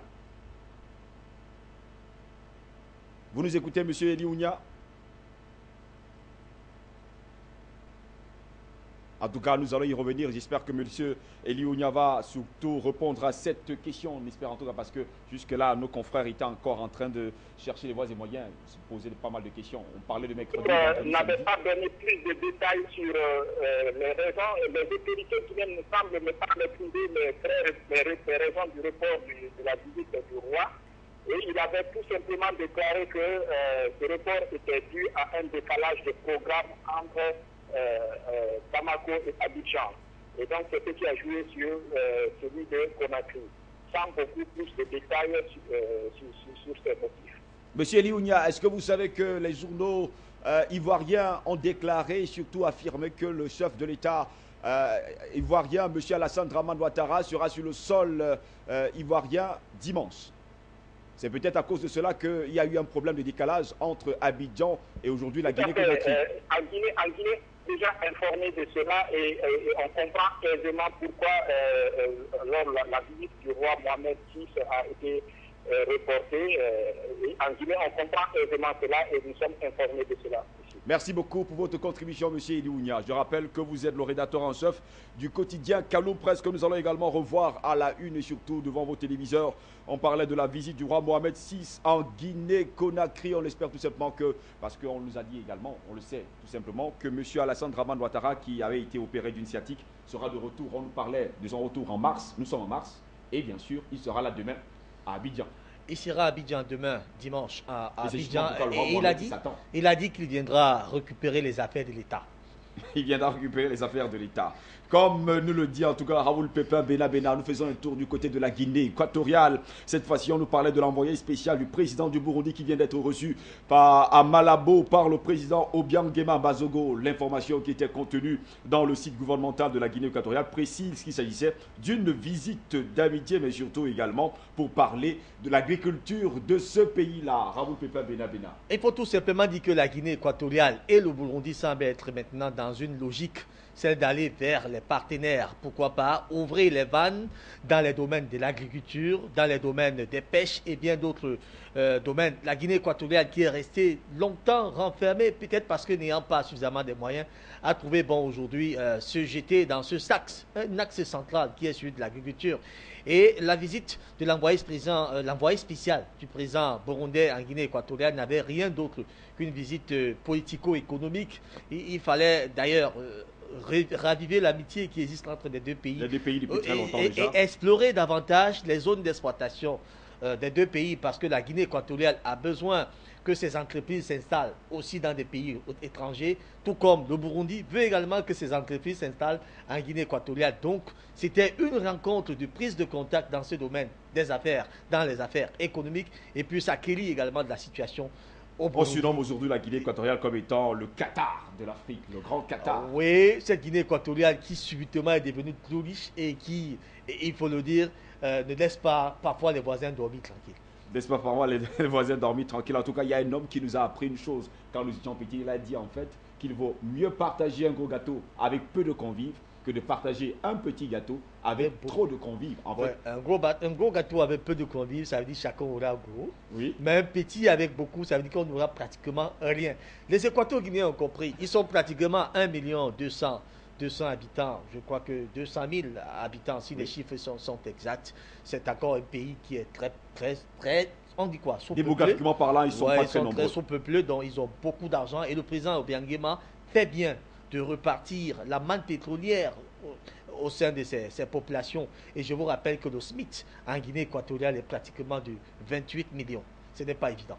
C'est pas vraiment évident, comme le disait en tout cas le portail gouvernemental équato-guinéen cette semaine. L'envoyé spécial du président du Burundi vient d'être reçu à Malabo par le président Obiangema Zogo. L'information contenue dans le site gouvernemental de la Guinée équatoriale précise en tout cas qu'il s'agissait d'une visite d'amitié. Nous avons un appel depuis la Côte d'Ivoire. Allô, bonjour.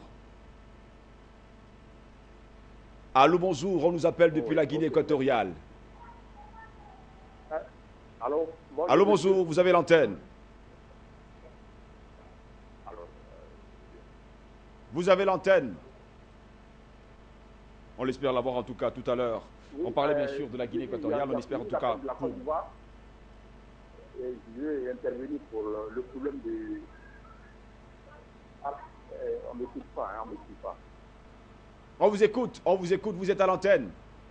Parlez juste un peu plus fort, alors, nous vous écoutons. Oui. Nous vous écoutons, ne vous inquiétez pas, nous vous écoutons. Oui. Voilà, je voulais intervenir un peu à propos de Cour pénale internationale. Oui, allez-y, on vous écoute. Vous avez l'antenne. Voilà, les présidents africains, eux-mêmes, ils veulent toujours rester au pouvoir. Oui, les présidents africains veulent toujours rester au pouvoir. Voilà pourquoi la Cour pénale internationale est derrière les dirigeants africains.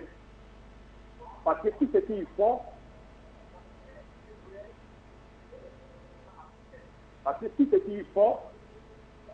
ils ne font pas ça en Europe. C'est chez nous en Afrique que les dirigeants africains veulent toujours rester au pouvoir. Voilà pourquoi ils font des choses.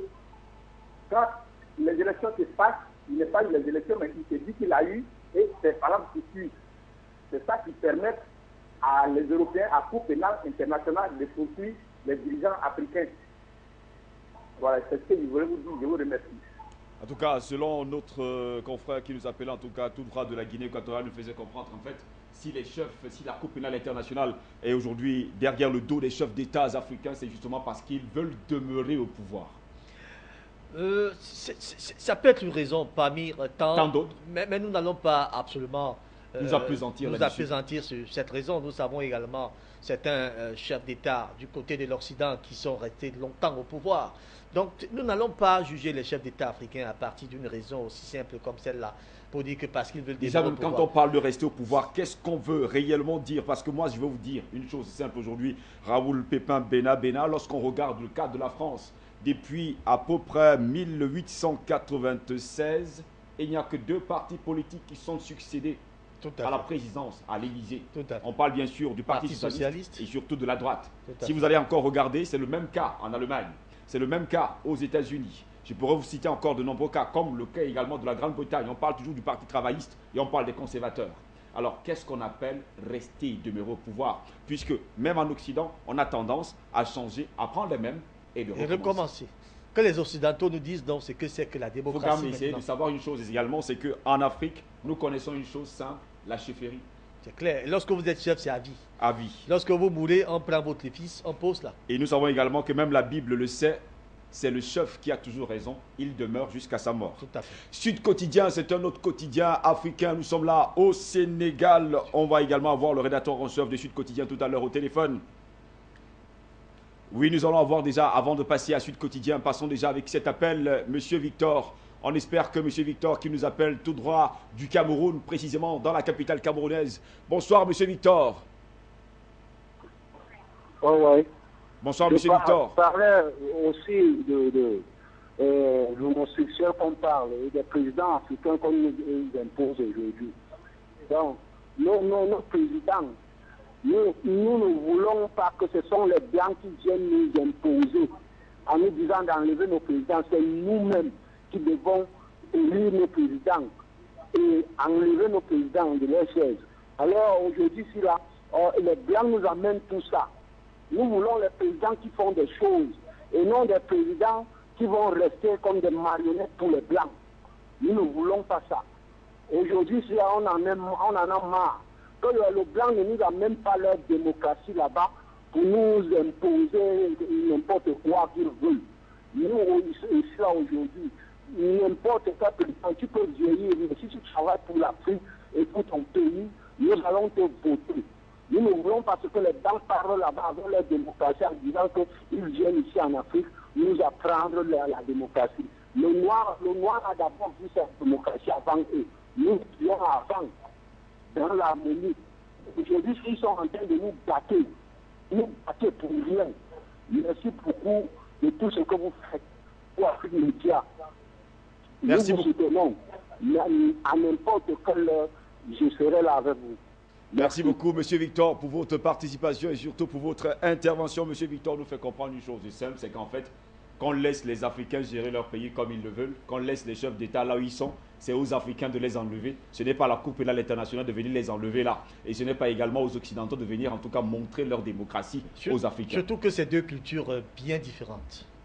Deux cultures bien différentes. On espère tout à l'heure avec Sud Quotidien. Passons avec Sud Quotidien. Nous sommes là au Sénégal. Plan Sénégal émergent, 33 729 milliards d'engagements nouveaux. Les bailleurs achètent titres déjà. Titré en tout cas cette semaine Sud Quotidien qui nous faisait remarquer que la 7e réunion du groupe consultatif Sénégal a enregistré un franc succès à Paris. Eh bien, selon le journal, les partenaires sénégalais ont été plus que généreux en engageant pour 3 729 milliards de francs CFA, alors que le Sénégal sollicitait tout simplement quelques 1853 milliards de francs CFA. Oui, on va tout simplement dire que le Sénégal a obtenu de ses bailleurs techniques et financiers des engagements nouveaux de l'ordre, vous l'avez si bien dit, 3 729 milliards de francs CFA, alors que le Sénégal était parti au groupe consultatif pour 1853 ou oui. Quelques chiffres annoncent 857 milliards de francs CFA. Toujours est-il que le Sénégal a obtenu pratiquement le double exact. De ce qu'il allait chercher. Et qu'est-ce qui a séduit les bailleurs de fonds? Il faut dire que c'était le discours du président Macky Sall. On l'a trouvé assez convaincant lorsqu'il était en train de présenter son plan Sénégal émergent d'ici 2035. Il y a eu cette bonne tenue des documents qui a également séduit la clairvoyance du projet défendu par Macky Sall et surtout la transparence dans le décaissement progressif des fonds permettant donc de mettre en évidence son programme Sénégal émergent. Donc cela a séduit les bailleurs de fonds qui se sont demandé quel est ce projet si clair qui ne devrait pas avoir l'approbation des bailleurs de fonds. Et le Sénégal est rentré pratiquement très souriant et on attend voir maintenant comment la suite des événements va se dérouler. Rappelez-vous déjà qu'à sa descente d'avion du côté de Dakar, le président sénégalais Macky Sall a été ovationné en tout cas par ses collaborateurs. On parle bien sûr des ministres, on parle bien sûr des secrétaires généraux de la présidence de la République, du chef du gouvernement que nous connaissons très bien. Et il faut le dire, tout le monde l'a ovationné, tout le monde l'a acclamé. Ce n'est pas tous les jours que nous voyons ça. C'est une victoire quand même pour un jeune chef d'État qui arrive au pouvoir et se met directement dans la danse. Depuis le mois de janvier, je vous rappelle qu'il ne fait qu'engranger des victoires. Des victoires et des victoires. On parlait en tout cas de 10 000 milliards de francs CFA qu'il devait rechercher en tout cas pour que ce Sénégal émergent. Il a eu déjà les 10 000 milliards de francs CFA. Oui, puisqu'il avait déjà la moitié qui devrait être sortie de ses ressources propres. Là maintenant, il a encore d'autres milliards. Non, il y a d'autres milliards qui vont certainement s'accrocher sur d'autres projets. Il y a énormément de projets ça ne peut pas manquer. Pour ça, Macky Sall, je crois qu'il va marquer son règne au Sénégal. Il est en train de marquer en tout cas une belle empreinte du côté du Sénégal, un pays pas comme les autres parce que nous savons que ce pays, c'est un pays assez démocrate depuis de longues décennies, aujourd'hui pour ne pas dire de longs siècles. Nous espérons avoir le rédacteur en chef du quotidien sénégalais Sud Quotidien tout à l'heure, en tout cas pour nous parler de ce plan Sénégal émergent. Nous avons un confrère qui nous appelle, un auditeur, en tout cas un téléspectateur qui nous appelle depuis Yaoundé, la capitale du Cameroun. Il s'appelle Clément. Il nous parle bien sûr de la Guinée équatoriale. Bonjour Clément. Non, c'est Clément de Yaoundé, c'est pas Clément de la Guinée équatoriale, je vous en prie. Non, vous parliez en tout cas de la Guinée équatoriale, c'est ce qu'on nous a dit. Bon.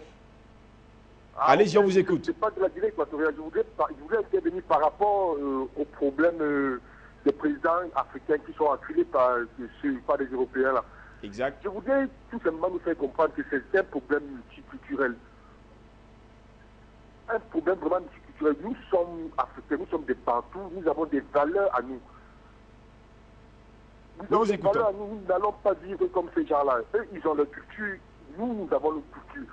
Et c'est de voir que chez nous, par exemple, je suis Bamélété, moi par exemple, nous avons des chefferies chez nous, des chefferies traditionnelles. Le chef a une hiérarchie et puis on ne peut pas aller à dehors de cette hiérarchie. Nous avons des valeurs culturelles à respecter.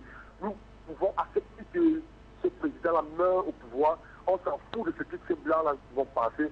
Mais nous avons des valeurs culturelles à respecter. On s'en fout de tout ce qu'ils ont comme... parce qu'ils ne nous apportent aucun exemple par rapport à cette démocratie-là qu'ils parlent tous les jours. Merci beaucoup Clément. Vous regardez l'Espagne, une monarchie, Monaco, c'est le réseau. Ouais.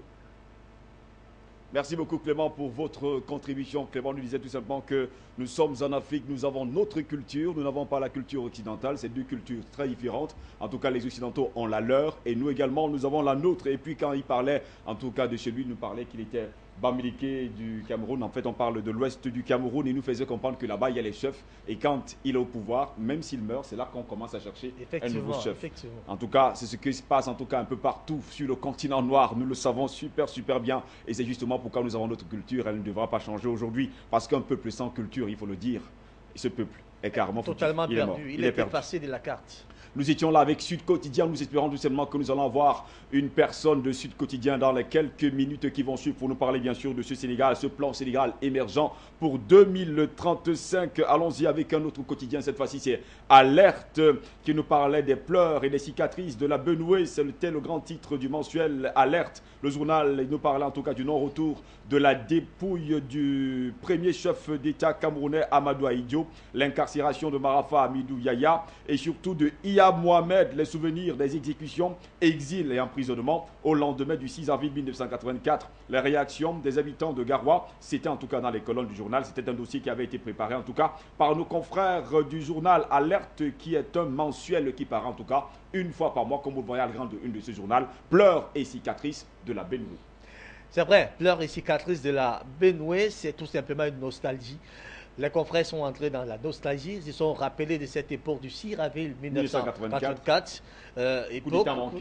Manqué au Cameroun. Et si vous allez voir, dans ces prisons camerounaises, il n'y avait que, pour la plupart, les habitants du Grand Nord. Les ressortissants. Les ressortissants du Grand Nord du Cameroun. Et le journal mentionne tout récemment encore les arrestations de Marafa, Amidou Yaya, Iya Mohamed et bien d'autres contournements. C'est dit tout simplement que c'est une région qui tend maintenant à être affaiblie. Parce que justement, étant taxée d'être un peu traître, voyez-vous, c'est une région qui a d'ailleurs accouché le premier président de la République du Cameroun dont la dépouille demeure encore au Sénégal, malgré les multiples réunions qui se multiplient du côté du nord pour amener la dépouille n'est toujours pas rentrée. Donc cela hante un peu les populations du Grand Nord et elles se demandent bien si elles sont encore au Cameroun. En tout cas, pour certains observateurs du Cameroun, on sait une chose simple, c'est qu'actuellement, le problème de la dépouille de l'ancien chef d'État, du tout premier chef d'État, en tout cas camerounais, est un problème familial. C'est à la famille de s'en occuper. Oui, c'est ce que le chef de l'État camerounais avait dit. C'est vrai, il y a eu des voix dissonantes qui ont pensé que c'était un homme d'État. C'était quand même un chef d'État, malgré tout ce qu'il y a eu à se passer bien après. Il a géré ce Cameroun. Il a pris le Cameroun, l'a ramené à la réunification parce que c'est l'un des acteurs de la réunification. L'histoire ne va pas dérober là-dessus. Et il a géré le pays en tant que président de la République. Il est décédé dans un pays qu'on appelle le Sénégal. Il était de bonnes mœurs quand même que son corps revienne au Cameroun. On a déjà le journal Alerte. Nous avons monsieur déjà un confrère du quotidien Alerte qui est au téléphone. Bonjour confrère, chers confrères. Allô? Oui, bonjour chers confrères, vous avez l'antenne. Allô, bonjour. Vous nous parliez en tout cas dans votre journal des pleurs et cicatrices de la Benoué. C'était votre grand titre, le grand titre en tout cas de votre mensuel cette semaine. Merci, bonjour et bonjour à tous les téléspectateurs de Afrique Média. Merci d'avoir choisi notre journal dans le cadre de la grande tribune. Vous voyez bien à la une, la rédaction a bien voulu faire un clin d'œil à un département tout particulier, le tout premier département camerounais à offrir le tout premier président de la République. Nous avons donc constaté que la Bénin, hormis le fait qu'elle ait donné au Cameroun le tout premier président Amadou Ahidjo, présente également des profils divers, même si certains sont en prison. Quand vous essayez de suivre le parcours du prisonnier Marafa Hamidou Yaya par exemple, c'est un profil un peu grand pour une république. Quelqu'un a d'ailleurs écrit un livre et montré que c'est une perte quand on a réalisé ou quand on a déjà réussi à avoir un profil comme celui-là et qu'il se retrouve en prison. Quand vous voyez également en termes de notoriété, en termes de profil de finance, c'est quelqu'un qui a atteint un niveau. Quand vous voyez Beloboba Mangari, c'est quelqu'un qui a évolué dans l'administration et qui a un profil. Madame Laman Adama, qui a été greffée par le TRG, si vous voyez le journal, c'est le titre qu'on a trouvé, c'est quelqu'un qui a également un profil. Si vous essayez de sortir de ceux qui sont en prison, vous constatez qu'il y a également des grandes familles telles que l'Empire Fadil qui règne bien à Douala, dans la capitale économique. Vous voyez la dynastie de Ayatou, le Lamido de Garoua, et également au ministère de la Santé publique, son frère Ayatou est à la tête de la PAF, et au ministère de la Communication. Donc nous avons constaté que c'est un département non seulement mais un département qui a 12 arrondissements et qui a donné au Cameroun des profils variés. Et ce département, les pleurs que nous constatons, les cicatrices de ce département, c'est bien évidemment le non-retour de la dépouille d'Amadou Ahidjo, comme nous l'avons dit à la une, l'incarcération de ces profils-là, Marafa, Hamidou Yaya, il y a Mohamed, les souvenirs des emprisonnements et des exécutions au lendemain du 6 avril 1984. Nous avons donné la parole à quelques habitants de Garoua, à quelques originaires du département de la Bénin, qui ont essayé de donner, par exemple, Maïdadi Seydou, qui est militant de l'UNDP, lui dit qu'il ne voit ni des tenants, ni des aboutissants dans des affaires dans lesquelles sont impliqués ses frères de la Bénin. Asana Chiroma, qui est le petit frère de Issa Chiroma Bakari, ministre de la Communication, lui, par exemple, dit que les accusés n'ont pas prouvé leur innocence. Ils sont déjà arrêtés. S'ils sont innocents, ils sont devant la justice, qu'ils prouvent leur innocence. Alors qu'un militant du Rassemblement démocratique du peuple camerounais, Aladji Djida Amadou, lui, prouve que les arrestations des fils de la Bénin sont tout simplement un règlement de compte politique.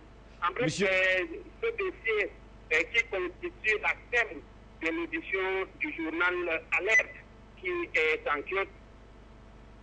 Vous parlez aujourd'hui des pleurs et des cicatrices de la Benoué. Il faut également dire que vous avez eu de la joie puisque toutes ces personnes que vous citez aujourd'hui ont quand même fait partie de l'administration camerounaise, ont fait partie quand même du régime de M. Paul Biya. Aujourd'hui, vous parlez un peu de trahison alors que toutes ces personnes ont quand même grandi dans le régime de M. Paul Biya. Également, il faut par exemple préciser que c'est la Benoué également qui a énormément supporté le Rassemblement démocratique du peuple camerounais. Oui, vous savez bien, avant que le président de la République, Paul Biya, est d'ailleurs au départ considéré comme un fils de la Bénoué, entre guillemets, je peux le dire ainsi, parce que quand le président Amadou Ahidjo s'est nommé Paul Biya comme Premier ministre, ça veut dire qu'il a intubé Paul Biya, ça veut dire qu'il fait confiance à Paul Biya, il considère Paul Biya comme quelqu'un de sérieux et quelqu'un de proche de sa vision des faits. Ça veut dire que la Bénoué et Paul Biya, c'est pratiquement une famille. C'est pourquoi Amadou Ahidjo a bien voulu confier certaines tâches lourdes, délicates à Paul Biya en son temps. Et les rumeurs, ceux qui sont proches de la famille, indiquaient bien que Germaine Ahidjo ne voulait pas que son mari laisse Paul Biya gérer les affaires, mais c'est parce que Ahidjo faisait confiance à Paul Biya qu'il a désigné Paul Biya et qu'il ne l'a pas changé au moment de démissionner. Parce qu'il pouvait bien décider de changer le Premier ministre et de démissionner, et donc le nouveau Premier ministre allait être le successeur constitutionnel de Amadou Ahidjo, mais lui, il a fait confiance à Paul Biya parce qu'il considère en tout cas, Paul Biya merci. comme... Merci pour tous ces détails et puis également merci pour également d'avoir souligné quelques rumeurs revenant bien sûr de ce côté-là qui nous parlait en tout cas, monsieur. Il est l'un des journalistes et surtout de rédacteur de... C'est le directeur des publications du quotidien, du bimensuel Alerte. Alerte. Voilà, il nous parlait en tout cas de ces problèmes de pleurs et cicatrices. D'ailleurs, de la Benoué, on parlait en tout cas des grands hommes de ce Grand Nord qui sont aujourd'hui en prison. On parlait de Marafa Amidou Yaya, de Iya Mohamed, de Aman Adama. On parlait également de Issa Chiroma Bakari qui est aujourd'hui ministre camerounais de la communication. Il y a de grands noms en tout cas du Grand Nord qui ont quand même fait de l'administration camerounaise. Et qui continuent même encore à faire l'administration camerounaise. En réalité, ils ne sont pas en prison pour rien. Ils sont en prison parce qu'ils sont poursuivis pour quelques actions commises, mais il y en a également qui sont encore dans l'administration camerounaise et qui font d'ailleurs du bon boulot. Ils font d'ailleurs du bon boulot. Terminons avec l'anecdote, un autre hebdomadaire camerounais, l'anecdote qui nous parlait de la nécrologie. On parlait bien sûr du sociopolitique. Charles Lateba Yene qui s'est tué pour toujours. Le journal rendait en tout cas hommage à celui qui aurait fasciné le monde par sa vision particulière des affaires de son pays. C'est vrai que l'anecdote a choisi la une de Charles Lateba. Et il s'est tué pour toujours. C'est la une qu'aurait choisi l'anecdote qui estime que Charles Lateba Yene, en réalité, était une personnalité dans ce pays qu'on appelle le Cameroun, de par ses sorties parfois fracassantes. C'était un défenseur des droits de l'homme, un artisan de la démocratie et de la libre pensée. Alors son décès a pratiquement amené la rédaction de l'anecdote à lui offrir un dossier tout entier, en guise de qu'est-ce qu'on dit? De remerciements et surtout pour tout ce qu'il a fait pour le Cameroun. Pour tout le combat qu'il a eu à mener tout au long de son existence. Et nous également, nous lui faisons. Nous avons M. Martial Oona qui est en ligne. Bonjour, M. Martial Oona, directeur de rédaction de l'anecdote. Allô, bonjour. Bonjour et bonjour à tous vos nombreux téléspectateurs, que j'imagine d'ailleurs très nombreux ce samedi. Vous parliez tout à l'heure de la une du journal Anecdote de cette semaine. L'anecdote de cette semaine qui a d'ailleurs consacré sa une au décès de Charles Lateba Yene. En réalité, vous comprendrez, tel que vous avez commencé à le dire, nous avons fait un choix éditorial qui a voulu qu'on revienne un tout petit peu sur les circonstances du décès de M. Lateba Yene. Et au-delà de ces circonstances-là, tout le monde sait, Charles Lateba Yene, c'était une grande gueule de la République. C'est quelqu'un qui n'avait pas sa langue dans la poche, c'est quelqu'un qui avait le courage de ses opinions, même la force de ses convictions. Il parlait quand il devait parler. Et c'est donc pour cela, puisqu'il ne va plus jamais parler, c'est pour ça que nous avons choisi de le mettre ainsi à la une, en précisant qu'il s'est tué. Il s'est tué pour toujours. Il s'est tué, il ne parlera plus jamais. Toutes ses grandes convictions, tout ce qu'il disait, ses idées, et même toutes les opinions qu'il a tenues à véhiculer pendant tout son vivant, il n'en parlera plus. Il sera désormais quelqu'un qui va dans l'au-delà, mais quelqu'un qui devra laisser une image que la jeunesse camerounaise doit pouvoir retenir. Et c'est cette image-là que nous avons projetée de lui dans nos colonnes, à savoir l'image de quelqu'un qui a combattu le bon combat, comme on pourrait dire religieusement, quelqu'un qui a donné à la jeunesse camerounaise le pouvoir d'espérer et le droit de croire en une véritable liberté d'expression dans notre pays, parce que les uns et les autres, vous le savez, vous le conviendrez avec moi, les uns et les autres ont souvent tendance à dire qu'on ne parle pas assez au Cameroun, c'est un pays de musulmans. Or, Ateba Yéné nous donne exactement la preuve du contraire de cela, et c'est pour cela que nous avons choisi de le placer à notre une. Merci beaucoup, Monsieur Martial. On espère tout simplement qu'on va vous avoir en tout cas dans la grande tribune, assis en tout cas à nos côtés pour commenter l'actualité africaine et surtout tous les autres quotidiens et journaux hebdomadaires de retour. Pouvez répéter votre question, s'il vous plaît? Non, je vous disais qu'on espère que dans les prochains jours, on vous aura en tout cas à nos côtés pour commenter l'actualité africaine. Merci, merci. Nous sommes toujours disposés à vous le faire. Nous sommes justement déjà en train de préparer la une de lundi prochain et nous vous la transmettrons le moment venu. Merci beaucoup pour votre contribution. On parlait là bien sûr de la grande une, de l'anecdote qui nous parlait de Charles Ateba Yéné, parce qu'il était jeune, parce qu'il parlait, parce que la plupart des gens ont toujours pensé qu'on ne parle pas en Afrique, on ne parle pas au Cameroun, mais au moins voilà quelqu'un qui disait haut ce que les autres disaient tout bas. Malheureusement, il s'est tué à 49 ans.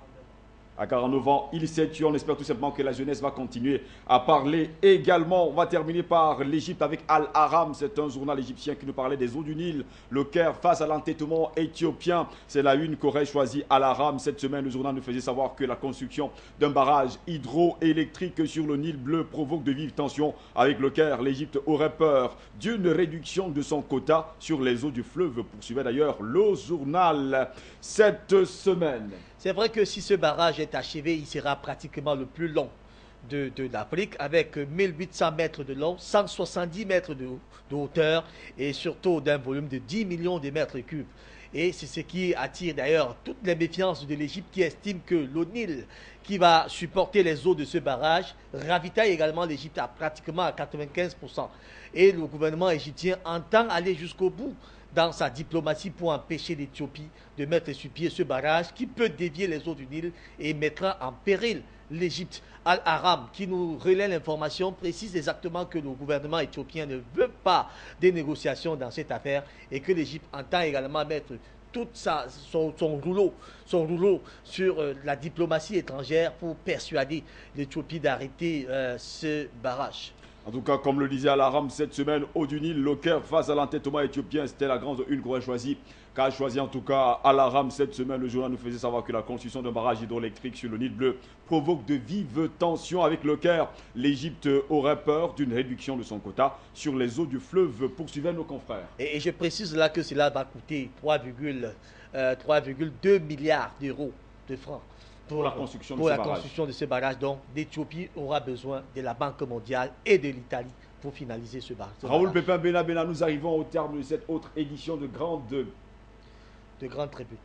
De Grande Tribune. À moins qu'il n'y ait un autre auditeur en ligne, on a M. Matib qui est également en ligne. On va le prendre une dernière fois si la réalisation nous le permet. La réalisation peut nous permettre. Un dernier appel, s'il vous plaît. Oui. Matib, vous avez l'antenne. Oui, merci. Merci, M. Ngos. Merci, M. Ngos et M. Mbena. Je voudrais vous dire ceci. Il y a un proverbe africain dans tout qui dit c'est-à-dire de la manière que tu fais ton lit, c'est comme ça que tu te couches. Ton lit, c'est de la manière que tu vas aussi dormir. Bon, je voudrais vous dire ceci. Le président Amadou Ahidjo, le travail qu'il a fait pour les autres, ça retombe aujourd'hui sur lui. Mais moi, je ne suis pas contre. J'ai même demandé l'autre jour que son corps revienne au Cameroun. Mais il y a une chose. Moi, je demande une réconciliation nationale au Cameroun, telle que Nelson Mandela l'a fait en Afrique du Sud. Tant que nous ne pourrons pas faire ça, rien ne va marcher. Parce qu'au Cameroun, beaucoup sont tombés quand le président Ahidjo vivait. Mais mettons ça à côté, ça ne sert plus à rien. Nous voulons nous développer aujourd'hui, tel que je dis, je parle à haute voix. Nous n'avons pas le corps de notre père, mais nous vivons aujourd'hui. Nous supportons les autres. Je continue en vous disant ceci pour terminer. Pour Ateba Yéné, que la terre lui soit légère. À vous les jeunes, de vous battre pour que l'Afrique aille de l'avant. La liberté que nous entendons aujourd'hui, par exemple, tous les téléspectateurs qui peuvent vous téléphoner, vous nous avez dit qu'ils sont menacés, mais ça ne sert à rien. C'est pour reculer encore les chefs d'État. Tout au contraire, nous supportons les chefs d'État pour qu'ils puissent travailler. Et ils doivent travailler et ça doit aller de l'avant. Parce que les Blancs ont peur que l'élève risque d'être professeur. Nous sommes là aujourd'hui. Et rien ne nous barrera pour qu'on arrive au succès. Bon week-end. Bon week-end à vous également, monsieur Matib. Merci également pour votre intervention. En tout cas, c'était le dernier appel que nous devions recevoir, en tout cas au cours de cette autre édition de Grande Tribune. Nous n'allons pas reprendre parce que là, la réalisation est en train de nous faire des gros signes de main. Là, monsieur Matib a fait carrément une grosse conclusion de tout ce qui s'est passé au cours de cette autre édition de Grande Tribune. Il a conclu et nous n'allons que l'observer. Nous allons tout simplement dire qu'on se donne rendez-vous samedi prochain. Samedi prochain. Mais déjà, tous les lundis, à partir de 17h30, heure d'Afrique centrale, 16h30, heure TU. Vous le savez bien sûr, mesdames, messieurs. Raoul Pépin Benabena, merci pour cette contribution également encore aujourd'hui. À moi également de vous remercier, pourquoi pas, parce que c'est toujours un réel plaisir d'être à vos côtés pour décrypter l'actualité africaine. Nous allons rappeler aux directeurs de publication, aux rédacteurs en chef de nous envoyer leurs journaux, de nous envoyer leurs photos également, parce que pendant que vous êtes en train de nous parler, nous aimerions avoir votre photo, nous aimerions également avoir votre journal. Vous n'avez qu'à nous envoyer tout cela à notre adresse email info@afriquemedia.tv info@afriquemedia.tv. Vos photos, sans oublier vos photos, il faut le préciser, votre journal également, info sans s @afriquemedia.tv. Madame, messieurs, au plaisir de vous retrouver samedi prochain pour une nouvelle édition. Comme le disait Voltaire, la principale occupation c'est l'amour, la seconde c'est de médire, la troisième de dire des sottises. Nous avons choisi l'amour parce que la haine est un fardeau très lourd à porter. Madame, monsieur, bon week-end à toutes et à tous et à lundi, s'il plaît à Dieu.